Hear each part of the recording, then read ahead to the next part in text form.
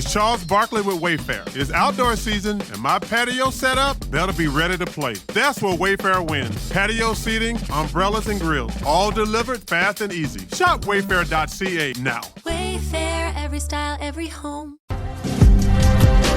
Time is valuable. Thanks for spending your morning with us. The Elias Macko Show on News Talk Radio, CJAD 800. Our research department has come up with the answer about those the helicopter prison escapes in Quebec's history. One of them was at Saint Jerome. The other one was at Orsainville, near Quebec City. Both of those are provincial lockups, by the way. So what the inmates were wearing may indeed, if they were in street clothes, may have allowed them to blend in. However, they were all recaptured in the end. In the end, they were all recaptured. One of the breaks that ended like several hours later, the other one several weeks later. Turning our attention to another kind of crime, we are looking at car theft, and that is because there are some new numbers out showing that car theft is down in the early part of the year, and it's down quite significantly. It just hit double digits, 10.1% down. And when you look at the provincial numbers, we are seeing a decrease as well, down 6.4%. Here to tell us more about the numbers and what they mean is Bryan, Gast, VP of Investigative Services at Équité Association. Bryan, good morning. Good morning. Thank you for having me. Tell us what Équité is. Yeah, it's a not-for-profit organization that works on behalf of the insurance industry, basically doing combat insurance crime, which includes auto theft, working with law enforcement and insurers across the country. How did you gather the numbers? Yeah, we have investigators that are actually work day in and day out with the auto, with law enforcement in auto, as well as we have a very sophisticated analytical department that really tracks these national numbers, provide these statistics to government, law enforcement, all of our stakeholders. Am I wrong in saying that a 10% drop year over year for the same quarter can be seen as significant? It is significant. I mean, it's the third year we've seen a decline, albeit we're only halfway through the third year. But again, this is the third year of decline from the crisis levels of during the pandemic, when organized crime definitely entered the space like they'd never had been before, and the numbers were extremely high. So we're still not down to the pre-pandemic numbers. Numbers are still high. Vehicles are still being stolen, still being exported. Organized crime is still profiting, but it's encouraging to see we've seen some positive downward trends. How much more progress do you need to see before we get to pre-pandemic? Yeah, I mean, we're getting close. We're within percentages of the pre-pandemic, but keeping in mind, even at 20,000 vehicles stolen in Canada, if you consider each vehicle is worth, say, $50,000, we're still talking millions and millions of dollars. So it's, again, it's a high reward, low risk venture for these organized crime groups. They're using the vehicle as a commodity, and they'll adapt, and we have to make sure that we adapt with them. These measures, the collaboration and cooperation with law enforcement provincially between Quebec and Ontario has been fantastic. CBSA, the work at the Port of Montreal has been good. So, however, all the work is basically reactionary. The vehicle's already been stolen. Moving to prevention, I think, is really the key. Making that vehicle harder to steal in the first place is the ultimate goal. On that score, do you think this has to start with the manufacturer of cars, or is this strictly user error? Are people still leaving their cars unlocked, or leaving the keys in the glove compartment or in the ashtray or on top of the tire? Yeah, good question. And I don't think there's a silver bullet. There's not one industry that can solve this. Everybody has to work together, but the vehicle itself still needs to be harder to steal. The fact that you can spend tens of thousands of dollars on a vehicle and you still have to take measures to truly protect that vehicle from being stolen. We're looking to have the vehicle harder to steal right from the manufacturer and updating the current standard, which dates back to 2007, and just modernizing that standard to reflect the current methods of theft. It does seem to me that owners have gotten more aware of how vulnerable their vehicles are, particularly if they've got those fobs that allow, you don't actually have to put a key in. Your car can be started and driven away if your fob is, cloned or hijacked or whatever. Can that technology be changed to make it harder for thieves to use that particular technique? Yeah, a really good observation too. So yeah, really, if you look at our top 10 list of vehicles that are stolen, predominantly they're SUVs and pickup trucks, and all will have keyless entry, so key fob ignition. So with every convenience comes opportunities and vulnerabilities for the criminals to access and exploit. And that's exactly one of them. So manufacturers, if you have a newer key fob, some of them go into a sleep mode, or you can turn them off, which basically prevents that signal from relaying between the key fob and the vehicle, which helps with relay attacks. And then the other types of modern methods of theft really go into actually accessing the vehicle through the computer system, and that's where we're looking for better, stronger measures to protect unauthorized access into the computer components of that vehicle to prevent that vehicle from being stolen through those technologies. Would that be a software change or an actual physical change to the way the computer is placed into the car or wired into the car? Yeah, I mean, just like any smartphone or computer, essentially the car is a computer now, controlling that unauthorized access. So obviously there has to be access for legitimate purposes, whether it be a locksmith or a car dealership, but making sure that you can control unauthorized access. So the fact that you can plug into the onboard diagnostic port and reprogram a key fob in the darkness of night or in broad daylight, that's the area that currently Transport Canada is looking at other jurisdictions globally to look at best practices, see what they're doing, because right now manufacturers that are selling or manufacturing vehicles in Canada have to build the security package in compliance with the current standard, which is 2007. So Transport Canada is looking to modernize that to see what other countries are doing and what are the best practices. I noticed in your figures, 82% of car thefts these days happen at the owner's residence or near the owner's residence. Is there anything aside from locking the doors and putting your fob into an old cookie tin that owners can do to reduce the odds that they will be targeted? Yeah, we call it a layered approach. You don't have to do everything, but the more you can do to either add steps or more time that the criminal would need to steal your vehicle. So like you said, park in a garage, park in a well-lit area, use a steering wheel lock, use a Faraday pouch, use an aftermarket immobilizer that protects against relay attacks, CAN bus attacks, and reprogramming attacks. Use a aftermarket tracking service where they place tracking devices within your vehicle. And then they also have recovery services that go with that.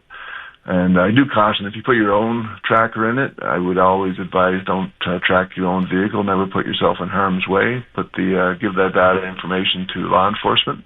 And again, anything that you can do to make your vehicle less of a target goes a long way for sure.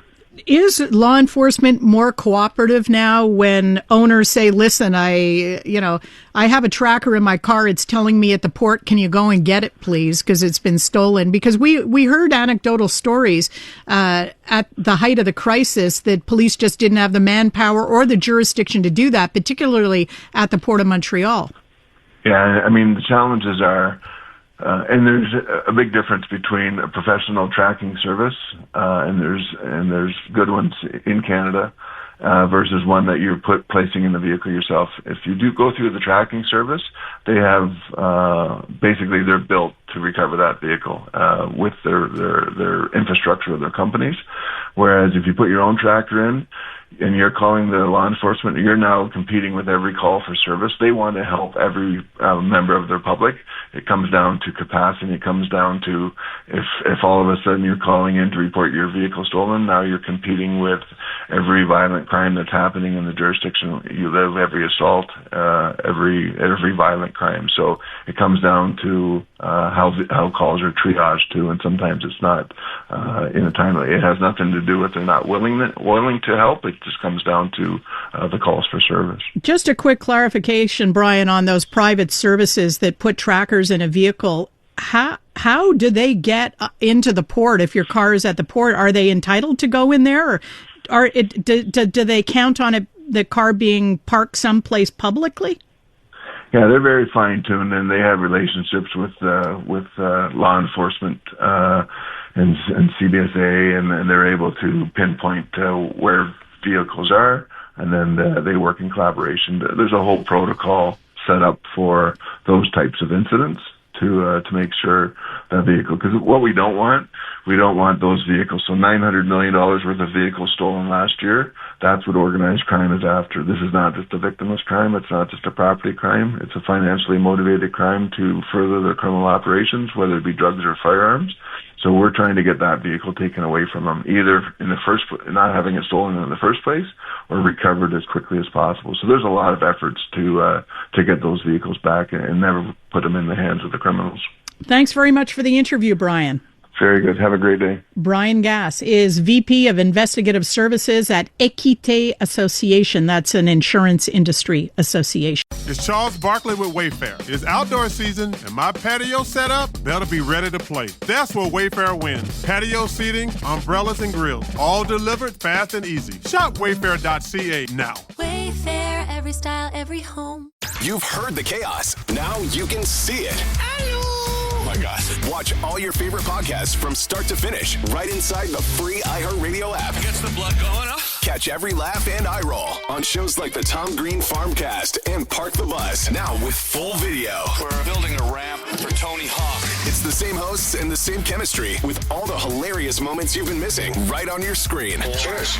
Open the free iHeartRadio app, search video podcasts, and tap watch. Debate, interviews, and breaking news. The Elias Macko Show. News Talk Radio, CJAD 800. Don't we all want to think that if we have a medical emergency at home, at work, or out in a park, or on a street, that the ambulance attendants, the paramedics responding to our cry for help will be well paid, content in their work? That is not the case, though, and this has been a dispute that has been dragging on to the point where a vote on a proposed contract settlement this week ran 92% against acceptance. Here to tell us why, Shaun Blanchard, Secretary-Treasurer for the Fraternité des Travailleurs et Travailleuses de Préhospitaliers de Québec. Shaun, welcome to CJAD. Thank you very much. Who does your union represent? We represent about 600 paramedics in the four corners of the province of Quebec. Including on the island and Laval, South Shore? No, that's another union. That's the CSN that represents Laval, North Shore, and other places in Quebec also. All right. The contract that was put to the rank and file this week, had it been recommended to be accepted by negotiators for the union? Yes. So it was recommended because, like you said, this is a conflict that's been dragging on for almost 2 years on our part. So that's the most that we got from the government after 2 years, and it's been rejected at 92%.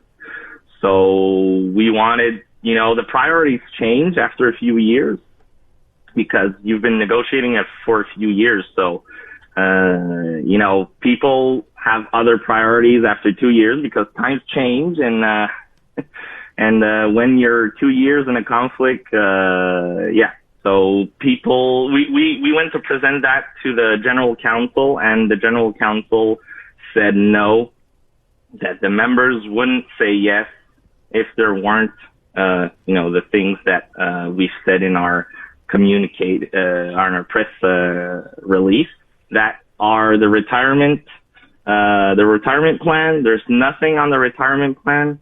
We have the worst retirement plan of the emergency services. There's been a lot of losses for the part-time staff. The working conditions keep going down all the time. And in their offer, there's a lot of regional disparities with, if you're working in Gaspésie, you'll have maybe up to 8% less on your salary than people that are working in Saint-Hyacinthe, for example. Why would the employers pitch that? Are they arguing strictly cost of living, that it's cheaper to live in the region, so you should be paid less?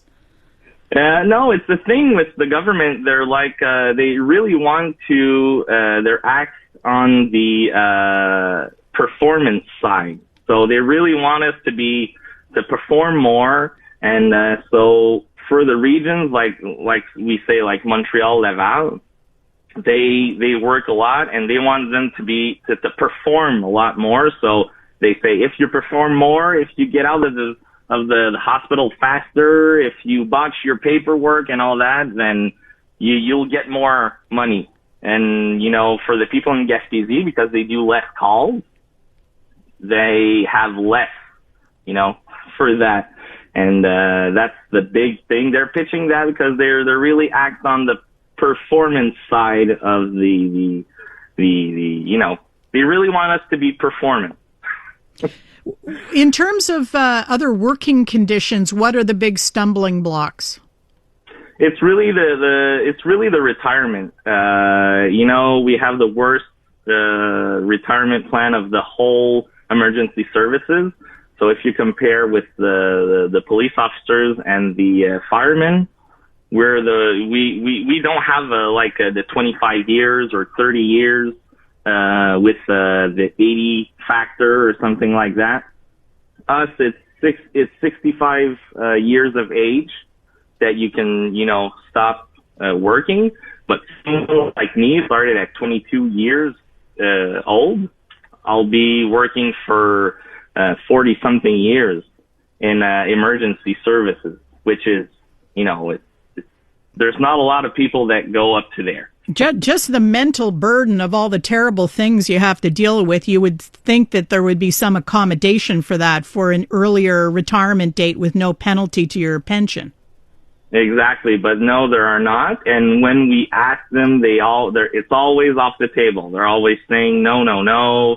And but there's all the mental, the physical part too. We're always lifting people up. We're always, we have tools, yes, but when we're going down the stairs with someone that needs to be lied down, but it's, it's on a backboard, and if the person is 250 pounds, then we're going down 5 flights of stairs with a 250 pound person, So all those things that are not, recognized by the government, and, they don't recognize our work. And what's ironic is that a lot of calls that we do were with the firemen or, police officers on their calls. Who have better conditions, and you're doing the heavy lifting. I get that. Exactly. Possibility of pressure tactics. What are you able to do as a pressure tactic? I assume essential services comes into this somewhere. Yes, and that's the hard part. That's why it's always going, it's always going for a few years, because our essential services keep blocking us. And each time we go to the essential services, we get less and less things that we can do, because, the employer and the government are always, trying to prove that this or that is going to affect the service to the population, when, inside of us, we don't want to affect the service to the population. We're not people like that. But, we're still limited, and we don't have, all the legal actions that the police officers have, when they're in a collective agreement negotiations. When they're in an impasse, they have a system that, the Tribunal Administratif du Travail can come and, decide, what, they come and cut the apple in two, So, Shaun, thank you very much for the interview. Thank you very much for having us, and thank you very much. I hope the negotiations go well. 2 years without a contract, awful long time. Shaun Blanchard, Secretary-Treasurer for the FTPQ Union.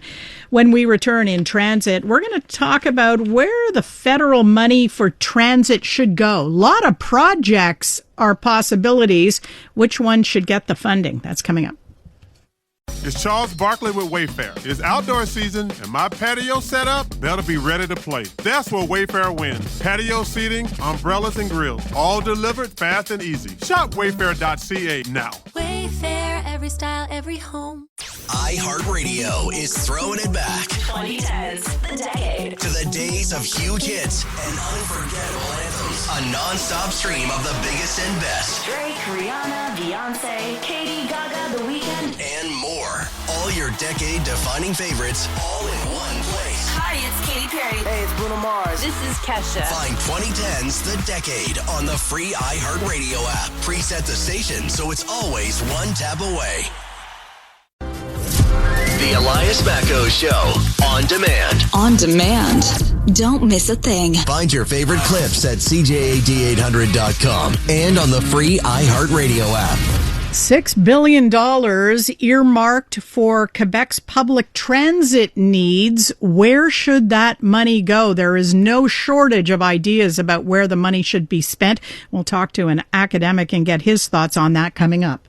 When the news breaks, be the first to know with CJAD 800. A strike by Quebec government engineers is disrupting road work and infrastructure projects across the province. The Association of Road Contractors says some project managers have already written off the rest of the year. Get it first with breaking news emails sent to your inbox. Sign up today at CJAD800.com. It's Charles Barkley with Wayfair. It's outdoor season, and my patio set up, they'll be ready to play. That's where Wayfair wins. Patio seating, umbrellas, and grills, all delivered fast and easy. Shop wayfair.ca now. Wayfair, every style, every home.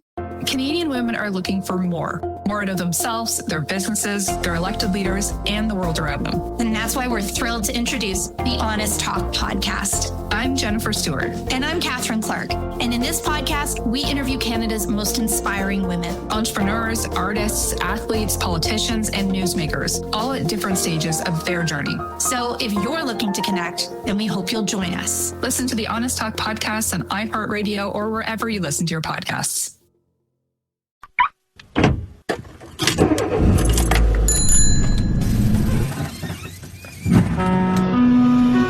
La STM vous souhaite la bienvenue à bord. Doing his best to get you there on time.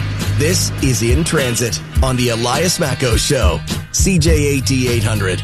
We heard in June that the feds have earmarked $6 billion in new funding for public transit in Quebec. And since then, we've heard a lot of talk about where that money should go. That's supposed to do across the province. And we have heard, for example, calls for improvements to public transit in the Quebec City area. We've heard a lot of calls for improved transit to the east end of Montreal, which is seen as underserved by a lot of folks who live and work there. And of course, we have our existing public transit structure. Here to walk us through where these dollars should be going, we welcome Ahmed El-Geneidy, coordinator of the Concentration in Transportation Planning and coordinator of the Transportation Research at McGill Group. Good morning, Professor. Good morning.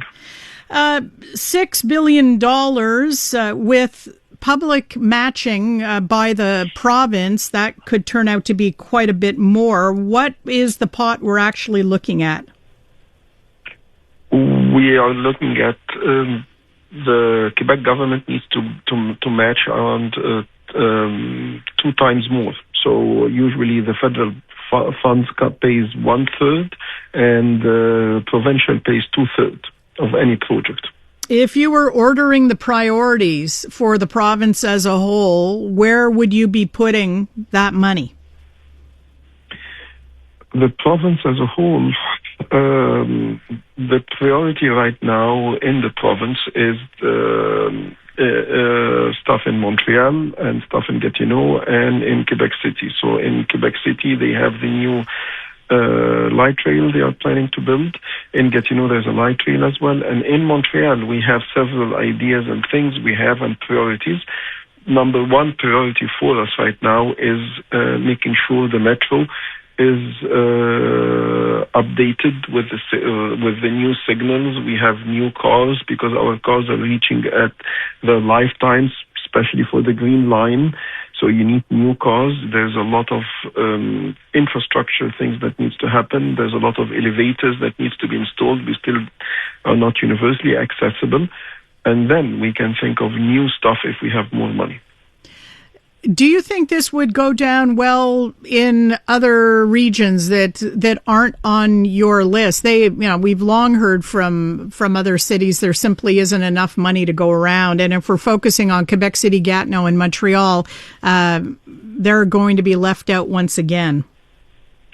The other part of Quebec, if you want to do something, it can be done with a fraction of money, like a bus swap and transit or buying new buses for different regions, and that the federal money won't pay for that. Federal money is more dedicated to things like light rail and rail projects. The Montreal Metro, we've been hearing over the years that it badly needs update. So, for example, we started getting those Azure cars, and when they came in, I think we all realized, we needed these because now, by contrast, the old cars are really clunky and not particularly comfortable. But it does seem that we have also been hearing stories about the tunnels being in poor shape. We get service interruptions because of water infiltration, for example. We have whole stations sometimes closed for various upgrades. Is the metro system, being as old as it is now, falling apart? You can't say falling apart, but what you can say it is at the age where we need to do major maintenance in it to make sure it can survive us for another 40 or 50 years. So, as you said, when you started using the Azure trains, you figured out that the old ones are not as reliable, as good, or as comfortable. The problem now with the Blue Line extension, it's going to get all new Azure trains, and all the older trains are going to move to the Green Line. So you need to replace these as soon as possible because they break more often compared to the Azure. Around 11 or 12% more breakdowns happens on these compared to the Azure trains. So you will have to upgrade the Green Line trains much faster. The plan I have heard or have seen online is by 2040 is when we're going to replace them, and I believe that's too far.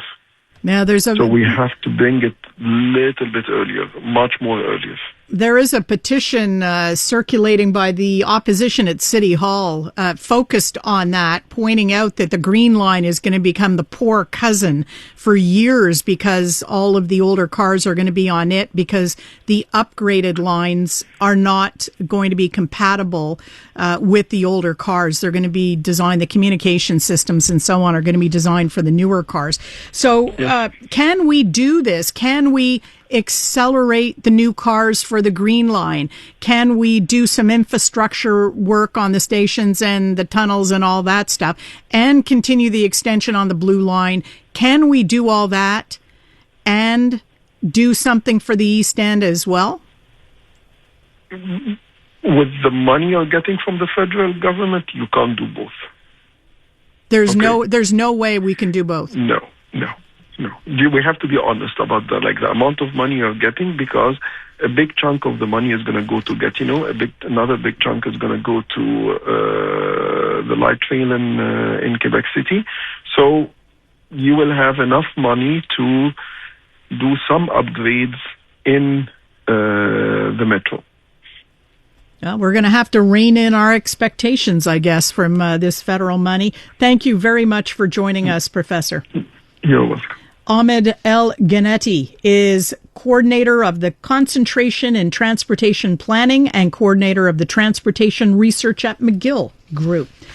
After our traffic break, we are going to talk about the best whiskeys in Quebec. It's Charles Barkley with Wayfair. It's outdoor season, and my patio setup better be ready to play. That's where Wayfair wins. Patio seating, umbrellas, and grills, all delivered fast and easy. Shop wayfair.ca now. Wayfair, every style, every home. iHeartRadio is throwing it back 2010s, the decade. to the days of huge hits and unforgettable anthems. A non-stop stream of the biggest and best. Drake, Rihanna, Beyonce, Katie, Gaga, The Weeknd, And more. All your decade-defining favorites all in one place. Hi, it's Katy Perry. Hey, it's Bruno Mars. This is Kesha. Find 2010's The Decade on the free iHeartRadio app. Preset the station so it's always one tap away.